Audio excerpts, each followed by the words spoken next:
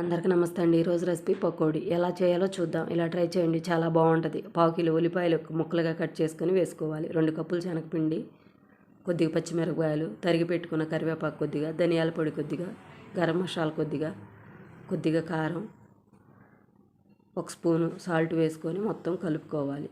ఆ ఉల్లిపాయలో ఉన్న తడి వరకే కలుపుకోవాలి. కొద్దిగా నీళ్ళని యాడ్ చేసుకొని కలుపుకోవాలి. మొత్తం అలా కలుపుకొని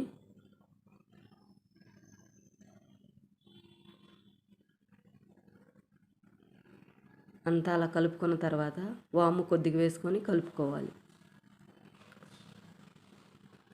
అది అలా కలుపుకొని డీప్ ఫ్రైకి ఆయిల్ పెట్టుకొని కలిపి పెట్టుకున్న పిండిని కొద్దిగా వేసుకొని ఫ్రై చేసుకోవాలి.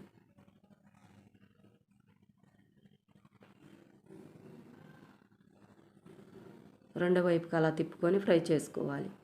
అలా ఫ్రై అయిన తర్వాత పక్కకు తీసుకొని ఉండపిండిని కూడా వేసుకొని ఫ్రై చేసుకోవాలి. ఎలా ట్రై చేయండి, ఎలా వచ్చిందో నాకు కామెంట్ చేయండి.